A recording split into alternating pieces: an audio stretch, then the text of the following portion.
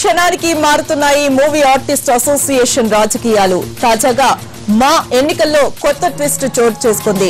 రాజేంద్ర ప్రసాద్ ప్యానెల్లో సంయుక్త కార్యదర్శి పదవికి పోటీ చేస్తున్న ఉత్తేజ్ పోటీ నుంచి తప్పుకున్నారు.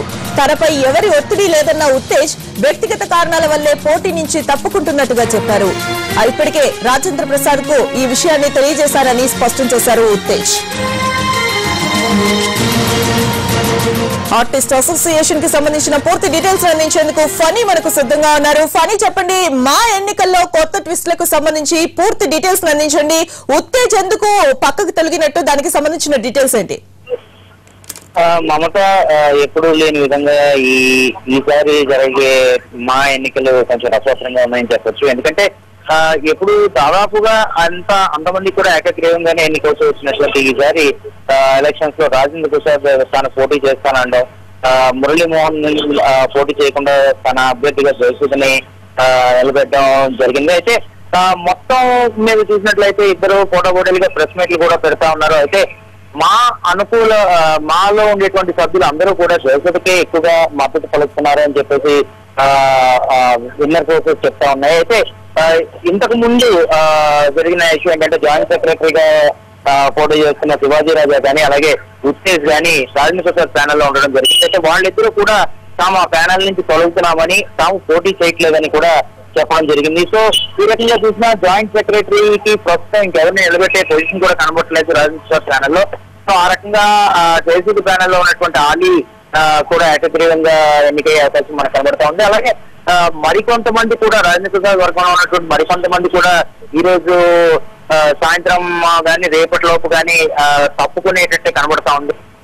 ఇవన్నీ ముందు నుంచి చర్చించుకొని అసలు ఇలాంటి ఏమీ లేకుండా, ఎలాంటి ఇది లేకుండా మొత్తం అందరినీ ఏకగ్రీవంగా ఎన్నుకుంటే బాగుండేది అని చెప్పి మొత్తం మా వర్గాలు అని అంటూ ఉన్నాయి. ఎందుకంటే ఇప్పటికే చక్కగా ఒక కుటుంబంలో ఉండాల్సినటువంటి మా అసోసియేషన్ మధ్య ఇలాంటి రావడం అంత మంచిది కాదని, ఇది బ్యాడ్ సిగ్నల్స్ ని బయటికి పంపుతుందని చెప్పి చాలా మంది సీనియర్ మా అసోసియేషన్ లో చాలా మంది సీనియర్లు చెప్పడం జరుగుతోంది. మమత, ఫనీ, ఒక విషయం చెప్పండి. ఇప్పటి వరకు కూడా ప్రతిసారి ఏకగ్రీవంగా ఎన్నుకోవడం ఒక ఆనవాయితీగా మాలో వస్తూ ఉంది. అసలు ఇది ఎక్కడ గండి పడింది? ఎందుకు ఈసారి ఈ పోటాపోటీ రసవత్తరమైన పోటీ మనకు కనిపిస్తోంది?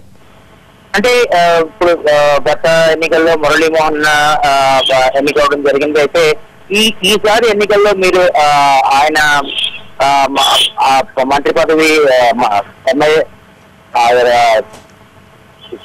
ఎంపీగా ఉండడం జరిగింది. అలాగే చైర్మన్, దేవస్థానం చైర్మన్ గా కూడా ఉండడం జరిగింది. ఇన్ని పదవులు మీకెందుకు, మా అధ్యక్ష పదవిని నేను చేపడతానని చెప్పి రాజేంద్ర ప్రసాద్ డైరెక్ట్ గా ఆయన అడిగినట్టుగా మనకు తెలుస్తా ఉంది. అయితే ఆయన కూడా దీని పట్ల సానుకూలంగానే, ఎందుకంటే రాజేంద్ర ప్రసాద్ చేసేటట్లయితే వైస్ ఎగ్జిక్యూటివ్ ప్రెసిడెంట్ గా తనని నియమించడానికి తనకి ఎటువంటి అభ్యంతరాలు లేవని, తాను కొంతకాలం ఎక్స్పీరియన్స్ అయిన తర్వాత తానే కంటిన్యూ అవ్వచ్చని కూడా ఆయన నచ్చ చెప్పడానికి ట్రై చేసినట్టు కూడా మనకి ఇన్నర్ సర్వీసెస్ ద్వారా తెలుస్తా ఉంది. అయితే దానికి రాజేంద్ర ప్రసాద్ ఎట్టి పరిస్థితుల్లోనూ అలా జరగడానికి వీల్లేదని, తాను ఒక స్టార్ హీరోనని, నేనే ఈసారి డెఫినెట్ గా అధ్యక్ష పదవిగా నిల్చుంటానని, అలాగే తనకి మొత్తం అందరి మద్దతు ఉందని చెప్పేసి చెప్పడం జరిగింది. అయితే తన ప్యానెల్ లోని వ్యక్తులే ఈ రోజు చాలా మంది బయటికి తప్పుకుంటా ఉండడం జరుగుతా ఉంది.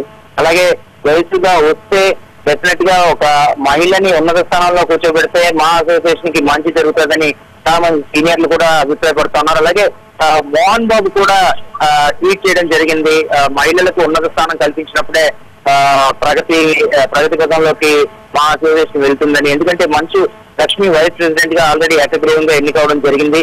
సో అలాగే జయసూద ప్యానెల్ ని కూడా ఈ ఎలక్షన్స్ లో గెలిపించాలని డైరెక్ట్ గా ఆయన కూడా తన మద్దతును సోషల్ మీడియా ద్వారా ప్రకటించడం కూడా జరిగింది. మమత, రైట్, థ్యాంక్ యూ ఫనీ.